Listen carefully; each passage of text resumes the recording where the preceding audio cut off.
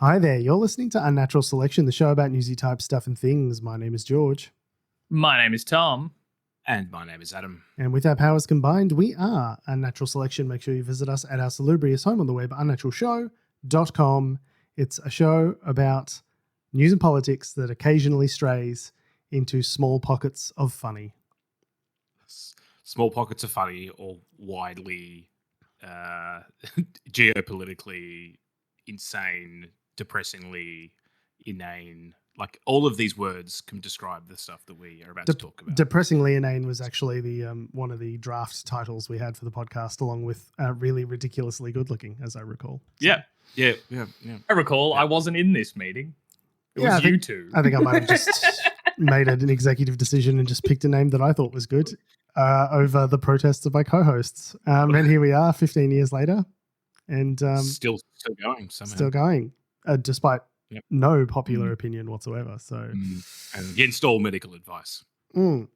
Speaking of someone who might need to seek medical advice, Barnaby Joyce has announced that he will not recontest his lower house seat at the next federal election, saying his relationship with the current leadership has, quote, irreparably broken down. As someone who knows a thing or two about relationships breaking down, I think we can take Barnaby's word on it. Oh, Barnaby, the pints, they are a-calling. In a statement, he said his relationship with the current Nationals leadership had, quote, like a sadness in some marriages, unquote, irreparably broken down, which, I mean, he should know better than to... specific. He should know better than to evoke sadness in marriages.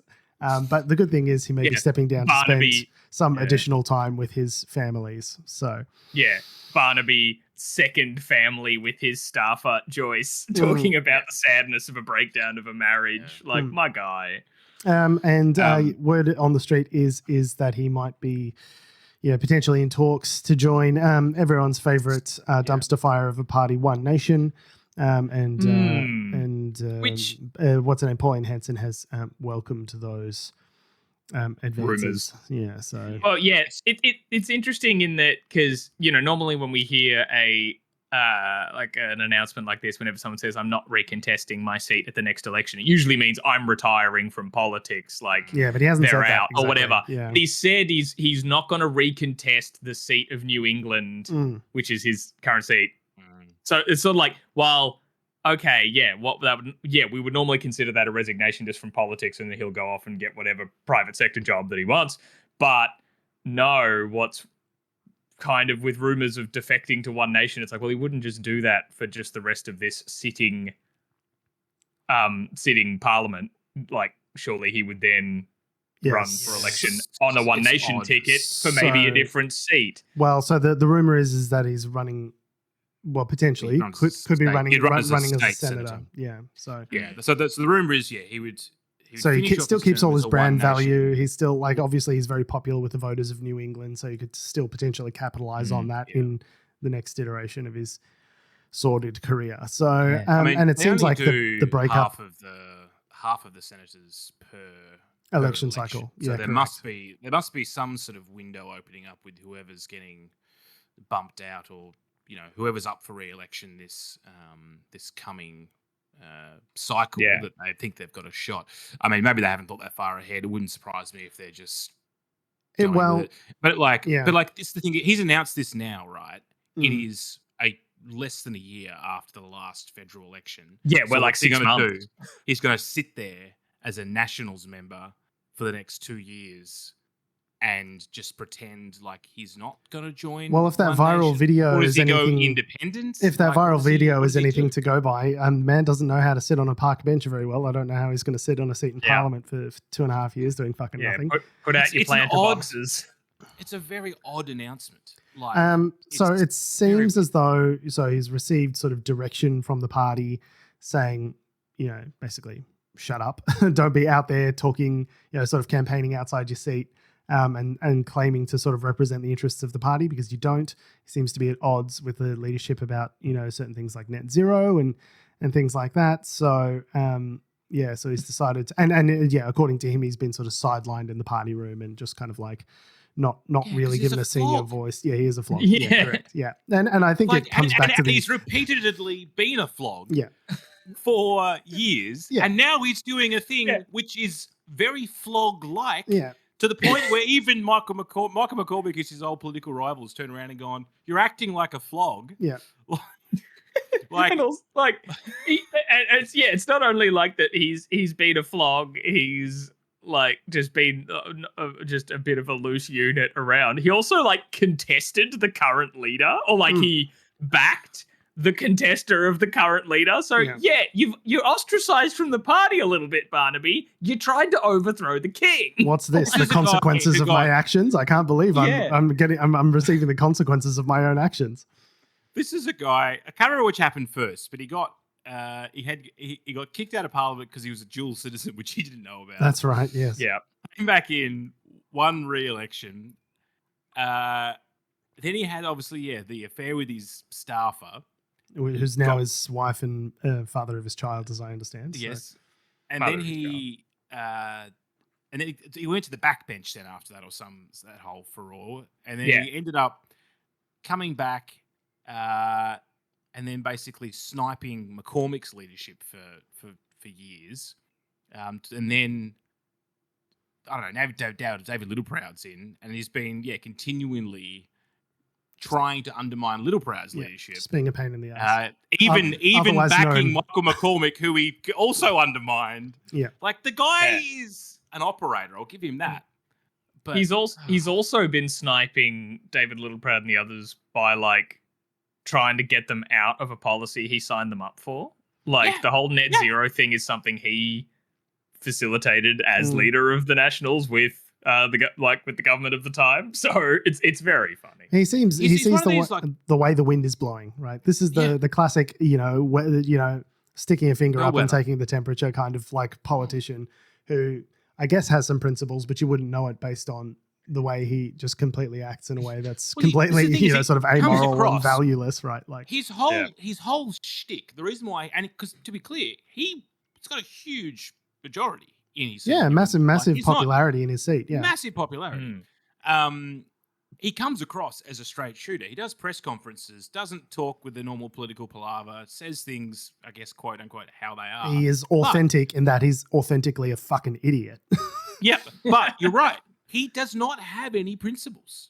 He changes them depending on the wind of the moment. Yeah, right? Which is why the potential move to one nation makes complete sense for him, because he senses that sort of far right sort of resurgence happening in Australian politics and goes, okay, well, that's the way the wind's blowing, and so I'll, I could potentially join up with them. And that's not imagined. So there's this article from the ABC, which I didn't post in the rundown, but I was reading earlier, from Shalila Medora from Triple J Hack, where they're talking about the sort of resurgence of the far right in Australian politics. And typically One Nation has polled, in the single digits, 7-9%, nationally. But according to recent polling, it seems like they're surging up to that sort of 14-15% level. And there comes a point where that kind of support nationally, even if it is distributed, it is still, across the country and not concentrated in power centers in the cities, can still be meaningful in terms of holding, seats in the balance of power if you get enough rural areas to vote, to vote for One Nation. And they've overtaken the Greens in terms of their support nationally, right? So it gives you a little bit of an indication that the crossbench used to be people you thought of in the crossbench in the Senate as Greens and maybe some independents, things like that. Yeah. Now the crossbench is pretty much going to be decidedly One Nation hyper-conservatives if this trajectory based sort of on continues. Polling, right? not on based not on on polling, election. and we're still a year out, years out from the next election, and yada yada yada. But this polarization that we're seeing now, you're seeing it in the UK with Nigel Farage surging in popularity. Like all it takes is one charismatic shithead who's just, I'm just a regular bloke. I smoke fags and drink beers, and I'm just a lad like you lads. Like, and everyone goes, yay! He hates immigrants as much as I do. Yay! And then all of a sudden, within a couple of election cycles, Nigel Farage barely got it. I think it was the 8th or 9th time he contested a seat. Only finally on the 9th time, whatever it was won his seat of Clacton-on-Sea. That was one election cycle ago, like a year ago. And now, based on polling, it looks like they might be more of an effective opposition force than the Tories in the next election cycle. Like they look poised to be the second largest party in Parliament within one election cycle. This hyperpolarization happens fast. And I think what happens is in situations where a country feels as though the two major political parties, whoever they may be, are not serving their material needs and they're dealing with inflation and they see immigration, and you get a right-wing demagogue like Trump or like Nigel Farage that comes in and says, it's not because government doesn't work that's the reason that you don't have what you should have. It's the fault of the brown people. Scapegoat. They scapegoat someone. It's not the fault of the billionaires and the millionaires sucking the entire net volume of wealth out of the economy to put into their private pockets, so much so that, Elon Musk is on track to become the world's first fucking trillionaire by the end of the decade. It's not that's the problem. It's, damn immigrants. And so all you need is a party that is focused on, exploiting that lack of material, needs being serviced by the major political parties to point at an immigrant underclass and say they're the ones that are causing all the real problems. That's all it takes to harness all of this discontent and turn it into political power. We've seen it so many times in history. Yeah. Great. Well, there goes all the sleep I was planning to have tonight. Yeah, sorry. This is also the Anxiety Cast was also an alternate name that we proposed back in the day, as I recall. So there was a lot of workshopping. There was a lot of brainstorming without Tom, apparently. No bad ideas in a brainstorm. I just find the whole concept of Barnaby announcing this move now very odd. So does that mean he's going to be an independent now for the next? He's still on the national ticket. He hasn't resigned from the party, as far as I'm aware. So he's just saying, I'm not going to recontest. So I will functionally be a national until the next election, and then who knows what he does after that point. But he's made the determination. He's already been sidelined, I guess. So the political calculus for him, as I understand it, would be. But if he joins One Nation now, if he says but he's not going to join now. This is what he's going to do. He's going to be lining up his ducks for the next couple of years, doing some negotiating, some deals, maybe see if we can rally some support behind Michael McCormack and take out David Littleproud again. What can we do? But it frees him up to do all that sort of stuff if he's not expected to be on the level. Right, exactly. So that's my read of it anyway. I mean, it's all conjecture, but I mean, you wouldn't make a move like this if you were happy with the party and your position in it, right? So, I mean, we'll see. I mean, it's a good question of whether or not, is it the Nationals that are popular in New England, or is it Barnaby Joyce that's popular in New England? I think it's both. I mean, Joyce, he is definitely like a sui generis political figure in that region. Clearly he's one of a kind, right? And people like him personally. Now, with that said, if it were Barnaby Joyce, the independent, going up against the Nationals for the seat of New England, I don't know. It depends on the candidate quality. It depends on a lot of different factors, but I don't know if he would have a resounding, thumping majority as an independent as much as he does as a member of the Nationals, right? Although he's been in politics he's been in that seat for ages and ages. So he's got lots of capital, lots of political capital and brand value that he's built up there. And that's, I think, why the conjecture that he might be going for, Senate seat in that same area makes sense, because it's not at odds with what he's doing. Is that in the lower house as a senator. Right? He'd be going up as a senator for the state. So that means people in Sydney would also be having to vote for him to get through. It's everyone across the state has to vote for. Yeah, but the way preference flows work and things like that, it's not like being a national figure. Out of a 50 after a 50 person, if you get a 50 person Senate ballot, is he? People just know, Barnaby Joyce. Name recognition is in that situation where you're going up against a crowded field and it's just the top whatever X amount of people are likely to get a seat because of preference flows. Name recognition helps you a lot in that situation, because I know Barnaby Joyce. I don't know Bobby McFuckface from the Animal Justice Party, right? They just don't know you. Yeah. So name recognition means a lot in that kind of situation, which is why, Pauline Hanson and other One Nation. Pauline Hanson's One Nation. Pauline Hanson's One Nation's Pauline Hanson and other One Nation senators have done so well in the Senate is because they're just kind of like riding the coattails of One Nation's brand recognition and Pauline Hanson's brand recognition into, giving them a higher preference flow than they otherwise might have. The Senate's a bit funny like that.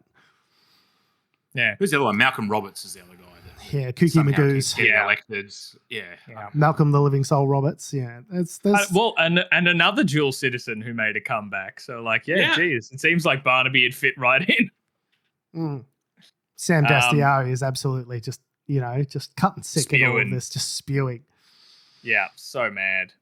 But yeah, it is also interesting. Sorry, I know this wasn't in the rundown, but I saw that apparently the Nazis are marching again today. To what? Where? What specifically? What instance of that specifically are you referring to? Just that, like, as we said about how these, this polarization stuff hits hard and hits fast. Like, they're doing another one of those March for Australias that they did only 2 months ago here. They love marching in Sydney. Yeah, they across the country. Fascists love a good march. They love a good goose step. Yeah, Sydney, Melbourne, Hobart. Funny little mark here. Sorry, in the live blog that I see here was that in Darwin there was confusion around the start time. See, that's the one thing the fascists are supposed to be good at is getting the trains to run on time, right? Being organised. Yeah, 30 people turned up at about 10:30, and they're like, and the quote, after a brief discussion, the crowd decided to regather at 12. Yeah. I was like, no, come back. That's the most Darwin thing. Just send a WhatsApp. They said we've seen different start times on different platforms. It's like, oh no. Well, the thing is, it's I mean, they're getting better at it, but there are lots of disparate nationalist movements in Australia, and the coordination of them is getting better, scaringly so. And they're looking to the US and other countries for for funding and kind of organization and ideas and things like that. We saw that the sort of fact finding trip that James Ashby and others from One Nation did to the NRA a couple of years ago to sort of get a better understanding of their tactics and all that sort of stuff and sort of connect in with their conservative networks and whatnot. So that is something that conservatives seem to be much better at internationally, is sort of information and finance sort of sharing, like Elon Musk talking at the AFD rally and things like that. They're much more connected in with each other than global progressive movements for whatever reason. But it's interesting that in the US they've got they had a 7 million person, No Kings rally. And here in Australia, we've got a maybe some Kings rally happening with the fascists. Yeah, that's cool. That's fun and cool. Yeah. Well, although, just a little gleam of hope, the ABC is reporting here that the leader, like the organizer of the Adelaide March for Australia protest from August, is today at the rally against racism counter rally to this March for Australia rally, because he said it became clear to him that the March for Australia rally had racist overtones, which he does not agree with. Oh, so there you go. There's some hope. There's some progress. I guess. Wait a minute. There's Nazis at my Nazi rally. I'm shocked to find gambling in this casino. Yeah, sorry. Can I take your hats, your coats, and your swastikas? Sorry, everyone was wearing them. Well, this is what we discussed when these rallies happen. Is that these rallies were set up by disparate sort of Facebook groups. People that are like, I just want to stop immigration, but I want to have a reasonable discussion about it. And then in Melbourne, there are Nazis doing literal neo-Nazis speaking at the rally. Yeah. Some people who are going along to these things have no idea. But that's how it happens. They pull you in. There is a good faith discussion to be had about the right amount of immigration for Australia that is correctly supported by services, and like how to integrate different communities in a way that's like, safe and profitable, and what's the right mix, and who do we put where? Do we just add people to existing megacities, or do we try and incentivize people to go to more sort of regional centers and things like that? Like there is a good faith discussion to be had there, but so quickly does it the fewer Browns discussion is not it, right? Exactly. And I think what happens there is there is a kind of a rabbit hole that forms, a sort of a tunnel between just too many of them immigrants. And it's like, Mum, you were an immigrant. How could you say that? But there's an easy sort of tunnel from there to, these far right, sort of fascistic kind of viewpoints. And people just go, oh, there's crime in my area. And I notice now that there's immigrants. And so immigrants and crime are now connected in my correlation, head. Bro. And the Australian keeps telling me that it's this horrible wave of migrant crime that's happening in my suburbs. And so, and again, because major political parties aren't materially serving the needs of their populaces and people's standards of living are degrading, they're connecting that with immigrants, and they go, well, it must be the immigrants' fault. And then all you need is a political party to tell you, yes, that's why it's happening. And all of a sudden you're down the pipeline to the alt-right sort of thing. Like it doesn't take much to get from like slightly racist, anti-immigrant sentiment over here on this side of the far right. And then the pipeline to like full on neo-Nazis is like quite a short one really from there.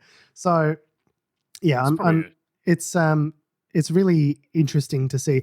Thankfully, our preferential voting system here in Australia has, for the most part, kept these minority figures like Pauline Hanson sort of at bay to some degree. They haven't been able to build up the political capital that they might have been able to do, like Giorgia Meloni in Italy or the AfD in Germany, where it's like a first past the post system. So if you've got 35% of the vote, Marine Le Pen and all these other kind of far right European parties, where it's like, when you've got a first past the post system, you might only have 35% of the vote. But if the opposition's fractured on the other side between progressives and centre-left progressives and centre-right progressives and eating each other, they cannibalize the vote. You can win a seat with 35% of the vote. And so you could realistically have a situation where all of a sudden, what is a minority party essentially, here in Australia, they would only get 35, you would assume somewhere around 35% of the seats in Parliament.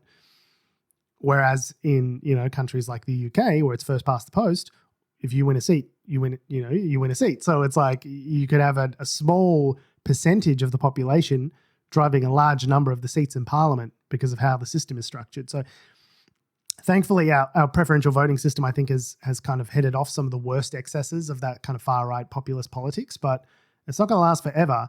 And when you have the news stories over here from Labor being like, oh, we're going to make minor changes to superannuation taxation on amounts over $3 million. And people go, okay. And then they go, actually, we're going to back off of that because we've got too much pressure. And people go, okay. And then they go, yeah, and actually that gap in the revenue means we're not going to be able to deliver on some of those programs we promised. And people go, okay, like what? So what is the point of view again? Like, are you meant to be the progressives? Or because I'm not seeing any positive change in my material circumstances as a result of you guys being elected, whereas these guys just promised me everything. Backed off the super thing yet, have they? They haven't backed off it entirely, but they've watered it down, so it's going to be indexed to. So the idea was, do we want to talk about super changes? You started this. No, I want to move on to Javier Milei. Okay, they've watered it down. Is the point? Yeah, they've watered it down. He like fucking, he fucking checked me there. Oh, Adam's George's Adam's in your head, George. Is this what you want? Is this what you want? You asked me about it, so I'm ready to fucking talk superannuation taxation changes. But I'm afraid that all of our listeners will immediately be lobotomized by Adam, that if I do. So. You don't even need to say anything, Adam. You're already in the back of his head, just whispering like, people are getting bored. I've got an internal. I've got a little internal Adam sitting on my shoulder, going, "Shut up, George. No one wants to hear about this."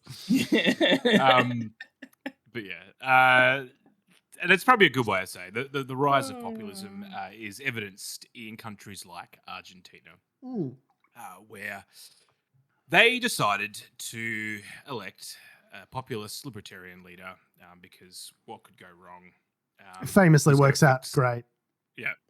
And I'm going to mispronounce his name because that's what I do. Javier Milei. It's my role.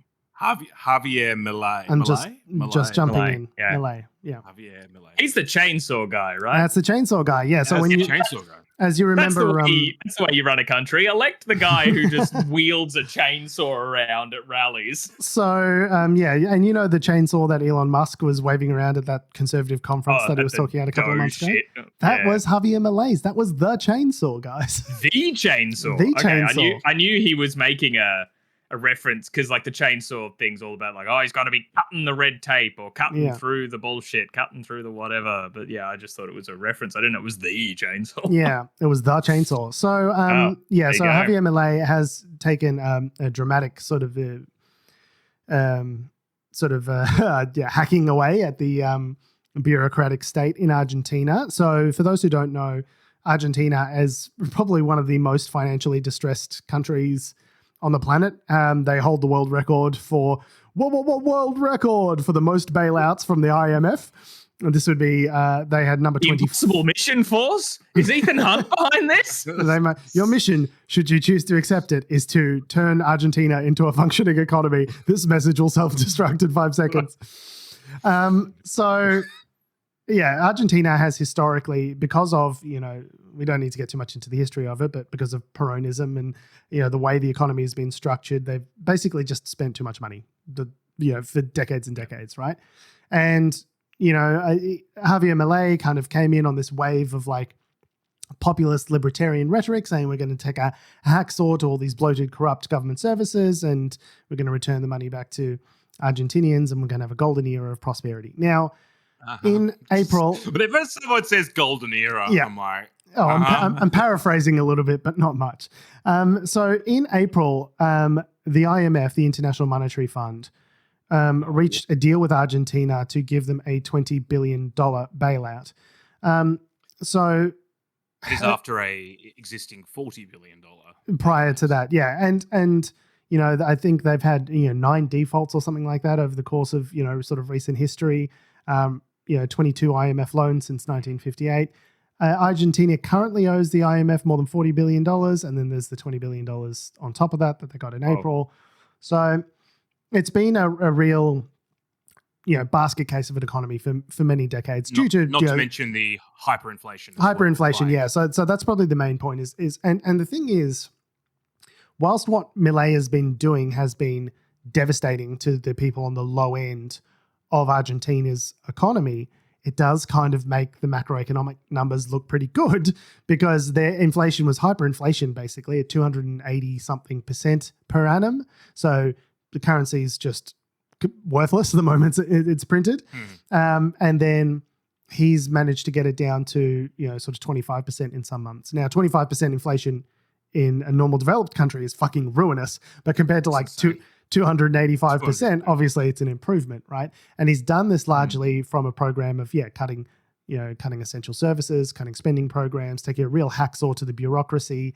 And obviously the reduction in that level of state spending has had positive effects on inflation, but obviously, the people at the very bottom end of Argentinian society, the poverty rate has doubled. It's like 33% or something. 1 in 3 people in Argentina live in just grinding poverty now because they cannot afford the daily essentials of life. So whilst number look good... Part of that was because a lot of them were government employees as well. Massive state apparatus, lots of services and, sort of, there's also a lot of corruption and political patronage. It's like the way a lot of people would get by is basically the member of your local political party would come by every so often and say, hey, there's a local election coming up. Here's some fucking money. Just like bags of cash, Tom Homan style, vote for me sort of thing. So there's the whole networks of patronage and things like that, which and corruption, which obviously, started under really rose to prominence under the Perón sort of dictatorship. And so Argentina has never really sort of economically recovered from that period to the extent to which, they just spend more than they make. They really cannot afford to spend as much as they have been doing. And it's created all of these debt problems. The other thing is that a friend of Scott Bessent, the Treasury Secretary in the United States, and there's the announcement now that Trump is going to do a cash swap with Argentina to the tune of $20 billion. So that was in April. They got $20 billion from the IMF. Now Trump, in October of this year, has said we're going to do a cash swap of $20 billion, which is we give you $20 billion of US currency and you give us $20 billion of rapidly depreciating Argentinian currency, which you will pay back. But of course, given that the Argentine currency the peso is virtually dog shit, like that money is never coming back, right? So what happened is a friend of Scott Bessent's bought a bunch of Argentinian debt at rock bottom prices because everyone's worried that the arse is going to fall out of this market. Is this Citroen or is this Drucken, whatever his name is. Oh, I can't remember. Is one of Scott Bessent's mates. I can't remember his name. He turns around to Scott Bessent and says, "Hey, I purchased all this Argentinian debt, which is going to blow up. Can you maybe bail out their economy for me so I can make a shitload of money?" And Scott Bessent says, "No worries, I got you, bro." And and has organized this program with Trump for this 20. So meanwhile, the government of the US is shut down. TSA agents aren't getting paid. The people who monitor the nuclear weapons and the safety of nuclear materials aren't getting paid. Flight control operator, what are they called? Air safety controllers, air traffic controllers. They're not getting paid, but the government's got $20 billion in its pocket for Argentina to stabilize its currency. So, it's to my mind, this is just a classic example of like overt corruption. And Javier Milei's done the thing of coming over and just blowing Trump's balls and sucking his dick and saying, "Oh, you're so fucking fantastic and you're the best," and all this sort of stuff. And like Trump has explicitly said that this money is tied to ensuring a good election result for Javier Milei, saying like, "Oh, if we like Milei and so if he does well, we're definitely going to continue with this program. If he doesn't, we don't know what's going to happen," sort of thing. So like explicitly using foreign interference. Yeah, they used to have to go. It's so, like you said last week, Tom, it's so lazy, the corruption now. It used to be when, America infiltrated and tried to overthrow the election of a democratically elected South American government. They'd use the CIA. There'd be planes. There'd be weapons and drugs flying around. People wearing big aviators. There's some plausible deniability. Would be at least plausible. Yeah. Now it's just like they still hit you layers. They hit you with the deniability now, and we're all like, yeah, mate, come on, jog on. Yeah, so he's literally explicitly sort of said that this is as a result of Milei's connection to the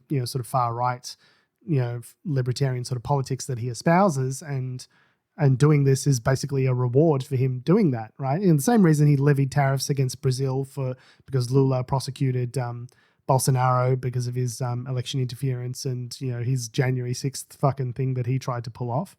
And so Trump says, well, Lula's a lefty and I don't like lefties, so we're going to whack some extra tariffs on you for no fucking reason. It's just using the machinery of the state to reward and punish his friends and enemies as he sees fit. Yeah. And so that's why 7 million people marched yesterday for the No Kings thing, because that's king shit. That's real king behavior. It's king shit derogatory. Yeah.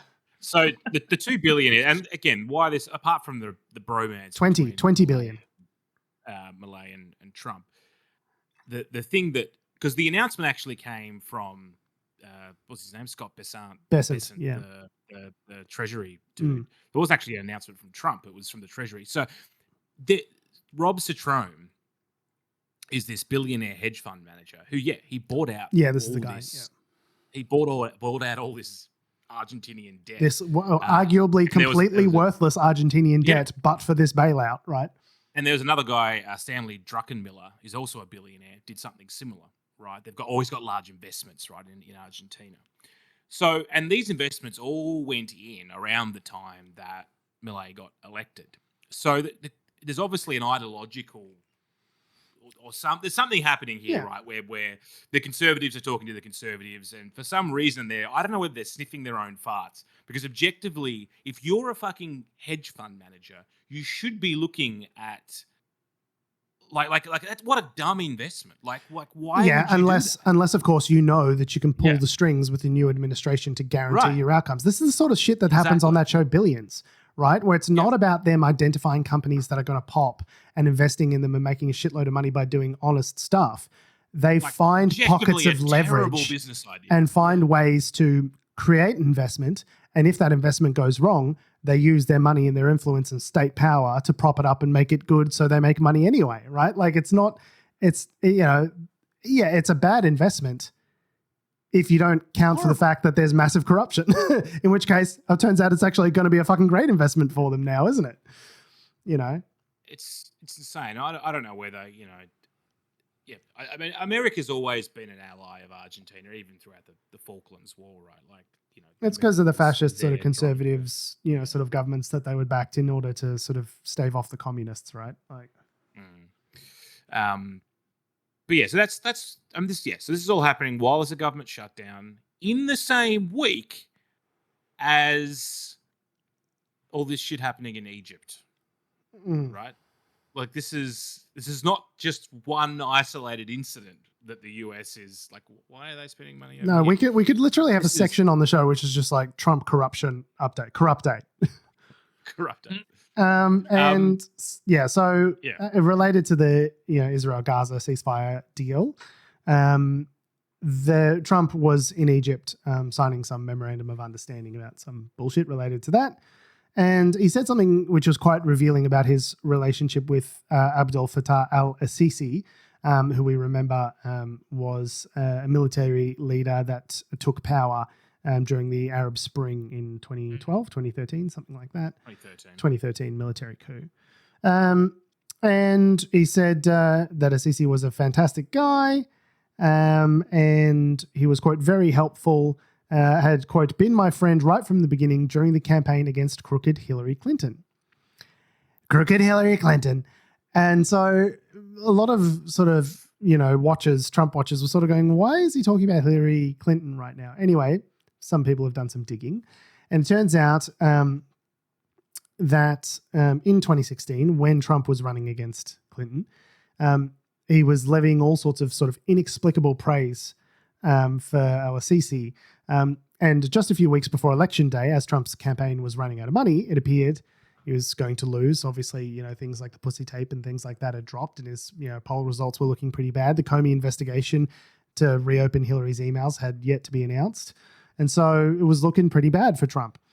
And he needed some more money to juice his campaign.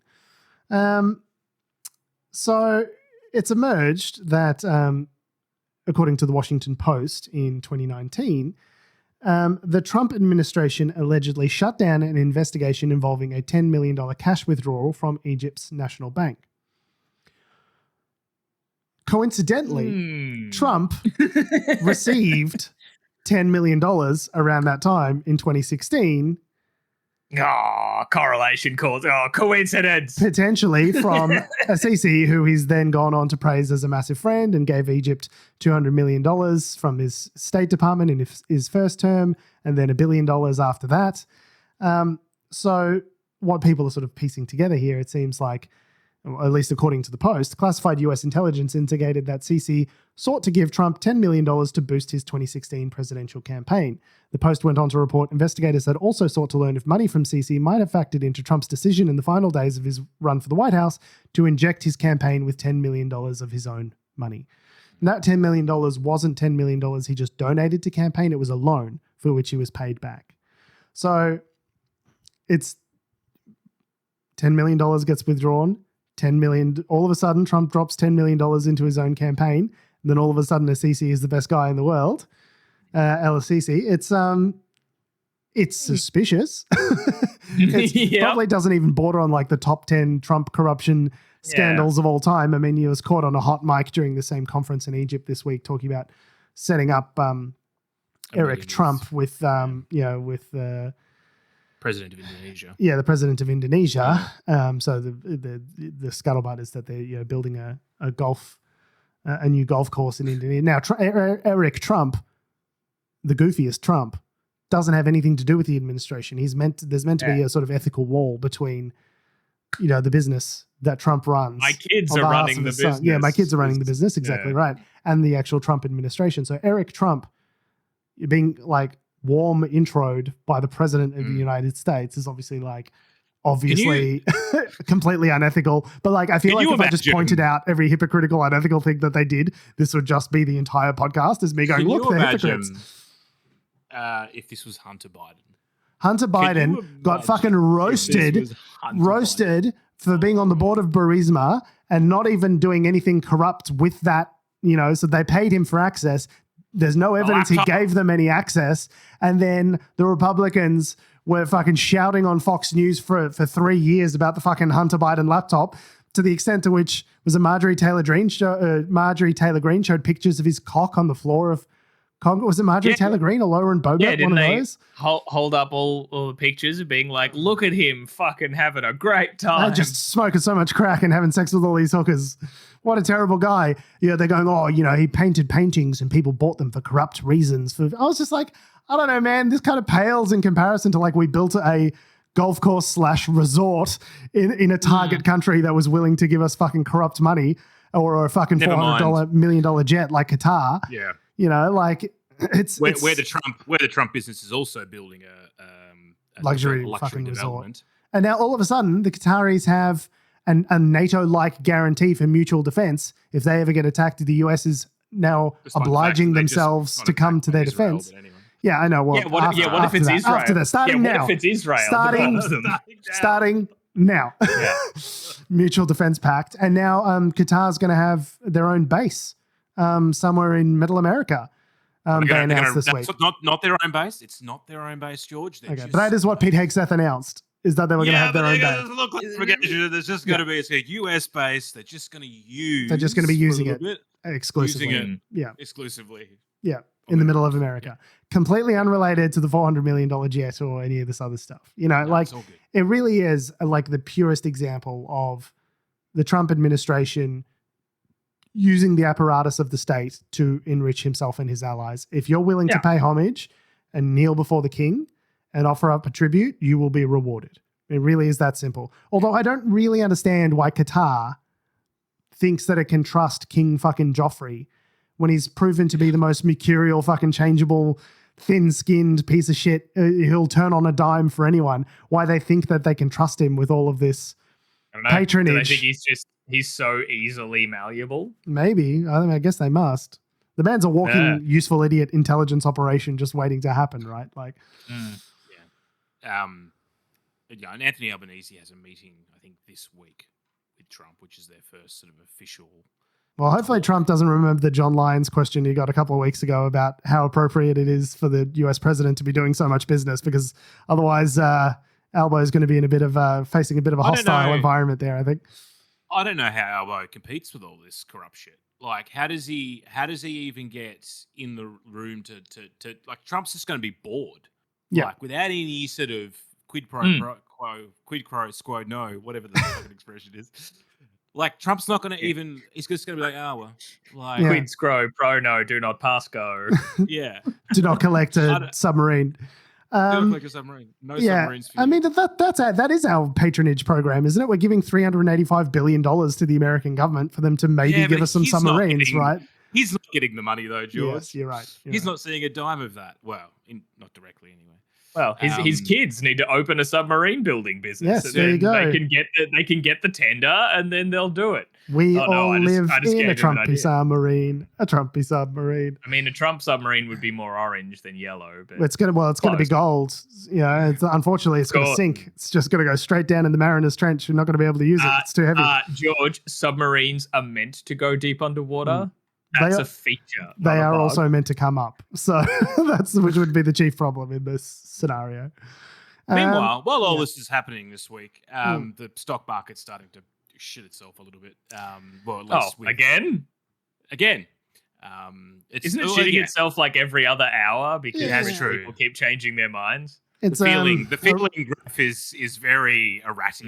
It's as we've said, the stock market is a graph of rich people's feelings, and it goes through regular, bullish and bearish cycles.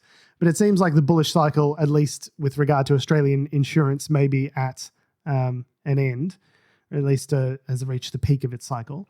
So Australian insurance companies in particular have been caught in a global sector sell-off. So there have been forecasts from US investment banks that essentially say that insurance premium growth has peaked. Over the years since the pandemic, we've been seeing, typically for insurance premiums, you'd be seeing a growth of a couple of percentage points a year. In time of high inflation, they've really capitalized off this to the extent to which premiums have been increasing by, sort of high single digits, 9-10% year on year every year. And it seems like that's kind of reached its zenith. The market is not willing to bear more insurance premium increases of that size. And so the growth forecasts for a lot of these Australian insurers has been downgraded, and that's forced a Wall Street sell-off. So essentially what that means is, us Australian consumers are probably unlikely to see the kind of levels of growth in their insurance premiums that we've seen in the last couple of years, which as Tell someone that to my insurer, George. Well, having said that, I just got a home and contents quote, which was a good fucking 10% more than what it was last year. Yep. So yeah, there's been a lot of really starting now. Over the next couple of quarters, you're probably more likely to see that sort of reversion to the mean in terms of the kinds of increases you're likely to see year on year. And the good thing is, if that takes place, insurance costs are something like 1.4% of like total consumer spending. So any sort of reduction in those costs feeds into positive information for inflation, which also means that they're more likely to cut rates. So we're seeing this kind of like fever pitch and like frothy activity in a lot of sectors kind of like hitting its zenith. And that's what the market refers to when it's just like overly ebullient, right? And so a lot of this sounds gross. It is. No, the markets are gross. Objectively. It's a frothy market. Oh, it's frothy as fuck, mate. I could think of a couple of frothies with the boys now. So this frothy market seems to be frothy market reaching its zenith, and potentially we might be seeing this, sort of end of this cycle of sort of high inflation, and that's why you're seeing sort of rates coming down and things like that. So, but also like the bond market's all over the place. Regional banking in the US is and there's been some massive failures. Like insurance companies have had to write down some stuff, due to fraud and due to like companies collapsing and things like that. So, which is also again a sign of the economy not doing. The global economy, I think, is starting to sort of tip into a bit of a downturn. I think you're going to start seeing that more in the jobs numbers and the GDP numbers in the United States in the next quarter or two, once the impact of all of these tariffs and job cut, like you can't cut hundreds of thousands of jobs in the American economy from the public service and just expect there to be no economic impact, right? Like he is causing a slow moving, economic crisis in his own country by doing this. Trump is. So, and that's what happened to Milei as well, right? Like, we've got inflation down, but at the same time, but you're causing all of these other things that are going to harm the lower classes. Yeah, it's not sustainable. And the problem with that is a lot of the cuts that Milei made were one-off cuts rather than like structural reforms. So it's just like, we're going to cut this program, we're going to cut this thing, we're going to cut that, but then you haven't like continued on a program of like they've gone with this radical austerity, kind of like tough love situation up front, but then haven't addressed some of the broader problems within the economy that are more systemic.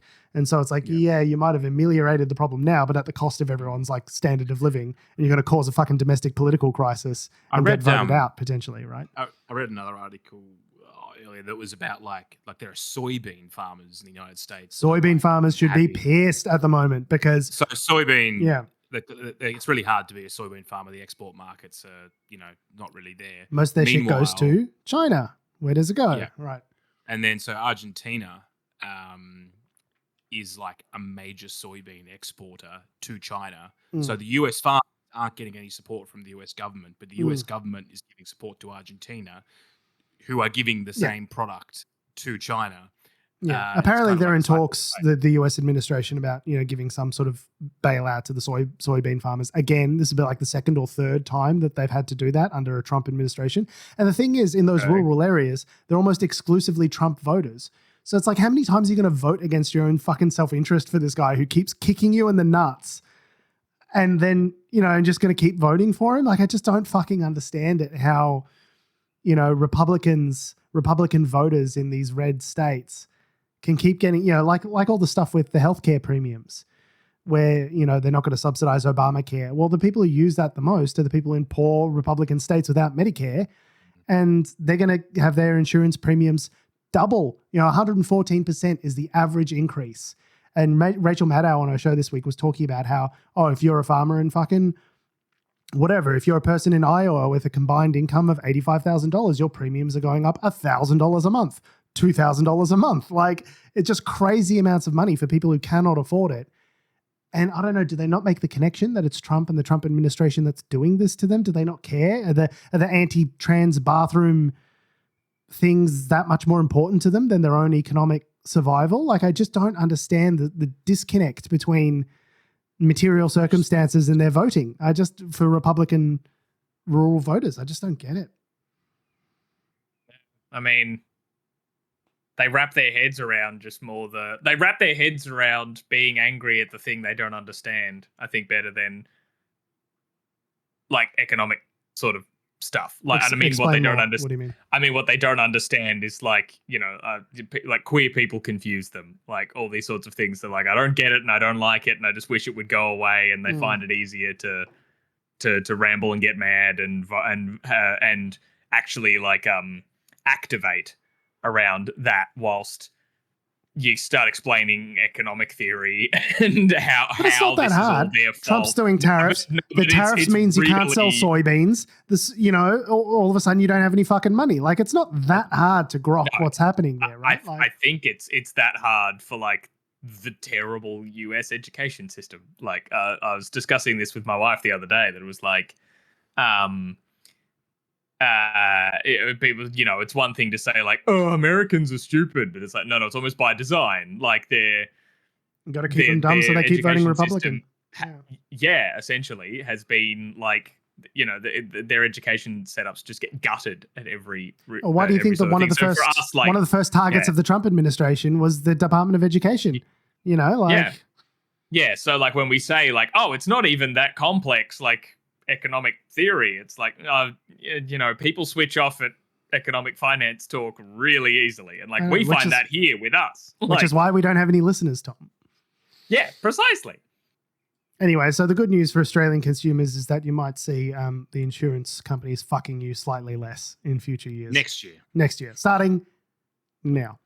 They'll get a good year of fucking in first. Like, you got to let them have like that last hurrah, the bucket list. What was that other movie? With all the old guys that go to Vegas. What happens in Vegas? I don't know. Just like, you got to have that last Marigold Hotel. That last time. Yeah, they have that last time, and then they'll be better. But they'll get a good 6 more months of fucking you in. Now, you've made it impossible for me to transition to our final story. So, Adam, as our royal watcher, why don't you tell us what's happened to Prince Andrew?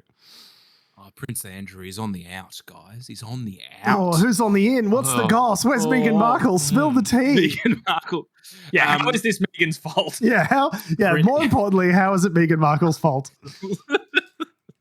I'm sure there's a web you could weave there. Now, I know she's Prince mixed Andrew, race. How do we make that her fault? The family's no good, George. They're no good. They're no good. No good. No good. I can't tell you. I can't explain why, but they're no good. Prince Andrew has announced he will give up his royal titles and honours. And you might think, why has he done that? Is it just out of the goodness of his heart? Because King Charles, exactly why. Because King Charles didn't have a balcony high enough to push him out of. That's why. There was a memoir, I think, that was published this. Yeah, posthumously by Virginia Joffrey, who accused Prince Andrew of having sexually assaulted her in her youth at the house of one Jeffrey Epstein. Yeah. So the way Prince Andrew has, so this got published, and the way Prince Andrew has termed it in his statement is that he's just sort of had a nice chat with King Charles, just had a nice discussion, a friendly discussion. Very had a lovely chat with your brother about sexual assault allegations. Hey, bro. With a friendly chat. What's up with you? Not much. What's up with you? Oh, by the way, seems like you might be potentially an alleged rapist. So what's up with that? So he said that he stood by his decision to step back from public life 5 years ago. It was definitely his decision. Resigned from a great height with many knives in his back, yes. With His Majesty's agreement, we feel I must now go. Oh, you managed to talk King Charles into that? We feel I must now go a step further. I will therefore no longer use my title or the honours which have been conferred upon me. Cancel culture. He's had his life ruined. He can't use his titles. He can't go to Christmas. Oh, the agony. It's the real tragedy is that he can't attend family. What's this Batman vigilante justice that's been doled out on Prince Andrew? Oh, how hard done by it. What a poor sod. To be clear, the title that he's renounced is the Duke of York. He is still Prince Andrew. Correct. So, okay, great. Like, he's still going to live in his fancy Windsor apartment because but hunched over and filled with retribution. You know, the winter now is the winter of our discontent, made glorious summer by this son of York.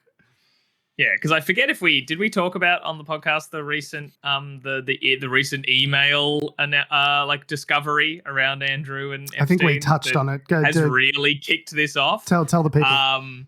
Yeah, because like not only the Virginia Guffey's memoir coming out and stuff like that, just having like further details there, but there was also that interview that he gave in 2019, the iconic interview where he said he was bulletproof at a Pizza Express rather than when I was in London recently. Whenever I saw a Pizza Express, I was like snapping pictures and sending them to you guys, going like, "Guys, it's a Pizza Express." But Tom, he had that bulletproof alibi in that he said he wasn't able to sweat, so therefore Virginia's account was obviously riddled with errors. Yeah, so all that sort of stuff. In that same interview, he was asked about when he, like cut ties with Jeffrey Epstein, and he said it was in 2010 that I just severed ties with him. And they said, but here are photos of you in December 2010, yes, you walking together in New York, like hanging out. He said, no, like yes, like I'm not disputing the photos. I told him in person. But I came to break up with him in person and stay at his house. Yeah. Like I came to break up with him in person. He'd just gotten out of jail for being convicted of trafficking a minor for sex. And I wanted to convey to him my sincerest apologies, as you do with convicted sex traffickers. Yeah, in person, I broke up with him. So they're like, okay. But it's now come out that he emailed Jeffrey Epstein in 2011. Yeah. Just after, I believe, the photos were published. There's the famous photo of Prince Andrew, Ghislaine Maxwell, and Virginia Roberts, who's Guthrie later. As a 17-year-old girl or something, he's got his arm around her. He's got his arm around her. It's the famous photo. Ghislaine Maxwell smiling like a Cheshire cat in the background, just the full Satan smile on her. That got published. Nothing sus. And then there were emails between Epstein and Prince Andrew saying like, I was worried about you. No, I was worried about you. Oh my God, we're gonna have each other's backs in this. Why can't I quit you? That sort of stuff. Stop it, Andrew. What are you doing? And he signed it off saying and we'll have to play again some more soon. Oh my God. May every day be another wonderful secret. Yeah, what is it with these fucking weirdos? They're playing bridge, guys. That's what just love playing poker. Essentially that kind of stuff. So signing off with that. So this is several months after the period that he said, no, I severed ties with him and never spoke to him again. No, here's an email of him being like, oh dear, like media coverage is coming up. We have to be careful, but we'll play again soon. Signed it off as just the letter A, but then underneath HRH, the Duke of York. It's like signing it off as like, oh, but that could be anyone whose name begins with A, who's also the Duke of York and has His Royal Highness. What is it with these freaks that they just can't fucking say weird shit, help themselves but to say weird fucking shit in their correspondences? What is it with these fucking weirdos, man? Honestly. Who knows? But yeah, so I just think it's funny as well that like this announcement that he's renouncing his titles and all that sort of stuff. Oh, no. Being like, it's too distracting from like, the king's work and blah, blah, blah. Not the honorifics. That was just that was the issue. Like, okay, yeah, you're not the Duke of York anymore, but still maybe, if I was ever like chatting with King Charles, I'd be like, hey, so what about your brother being maybe a rapist? Yeah. Like, that's still a thing. I think it's not the fact that you're still the Duke of York that's the thing. You renouncing your titles doesn't then fix the scandal. It's you not being in jail. No. I've really gotten my sausage fingers around this problem, and we think the Duke of York thing's absolutely fair punishment. Yes, that's all it'll take, I think. I'm pretty sure we've got it sorted now. We've dispensed Batman-like vigilante justice by renouncing his titles. He loves those honorifics. I literally can't tell you how much he fucking loves those. So, no, naughty boy, Andrew. Stop it. Got him. Yeah, got him. Like, case closed, I guess. Yeah. He's no longer the Duke of York. Got him. Justice has been done. Ladies and gentlemen, bang, we got him. If you have ever watched the Crown, the TV series, you'll sort of see that, this is the kind of thing that it's the long history of the Crown. It's really around the optics of distancing the monarch from Yeah. But from their potentially, fascistic, potentially rapist relatives, yes. Yeah. The Crown. The Crown. I enjoyed that TV show. That was fun. Got a bit weird when it got more modern and suddenly, Charles gets to have closure with Ghost Diana. Yeah, that was fucking weird. That was weird. It was, maybe it's because it was getting more into my living memory, but I was like, okay, this is getting weird. Well, especially when Charles was so objectively shitty to Diana and clearly in love with someone else and possibly cheating on her. It just, the whole thing was they really let him off the hook for that, I feel like. Yeah. Speaking of off the hook, we have been, we are, and we always will be Unnatural Selection. Make sure you visit us at our salubrious home on the web, unnaturalshow.com. Make sure you follow us on all the bullshit social medias that are ruining the world, that have, do, or ever will exist, at our handle at Unnatural Show. That's Facebook, Twitter, YouTube, Instagram, and Motherflippin' TikTok. Make sure you follow me on Instagram, Twitter, and Substack at George Tsibos. Pimping the Substack. You can follow me on Threads at tom.heath. And you can follow me down to the seat of New England, where I'll be contesting Barnaby Joyce's old seat in New South Wales. Damn it. And I'll be running, of course, as a Animal Justice Party candidate in that seat. Yeah. It's bound to get up. I would have thought you would have been like the dragway party. The party. Is that a real thing? Yeah. There's always been party. Every election, I reckon there's a party. I know, at least in my younger days, voting in Canberra, there was always a build the dragway party. Sorry, they really wanted what's the dragway? It's just a long stretch of road. You know those cars that you drive really, really fast and then they fire a parachute out the back of them to Yes, I see. Yeah. I thought you were going in a 0 to 300. Build one of those. Yeah, I thought you were going in a RuPaul's dragway kind of direction with that. I didn't understand what was happening. Build the dragway. That party. Yes, queen. Build the dragway, queen. Slay. Yeah. I think if someone ran on that platform, we would have a super majority tomorrow. Can you imagine if it's there's just I think that would be there's a skit there. You got to improve the material circumstances of people's lives, and I think a RuPaul's dragway is the way to do it. But if you say RuPaul, just keep saying dragway, and everyone from the motor car industry is yeah, we really want a dragway. It's been just a massive misunderstanding, a massive mix-up. Oh no!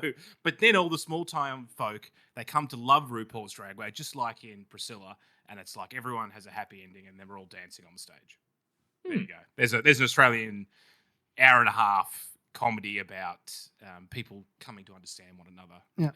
And it also needs to be about a troubled relationship with a mother and drug use in the inner city, in the outer Victorian suburbs. Sorry, maybe not the inner city. It's got to be out, maybe Cranbourne or something, and then bam, and bam, the dragway will be the thing that solves everyone's ills. So, I'm sold. Yeah. Can we do this? Yeah, sounds great. I'll see if Steve Curry and Guy Pearce are available. Thanks for listening, guys. Love your faces. We'll see you next week.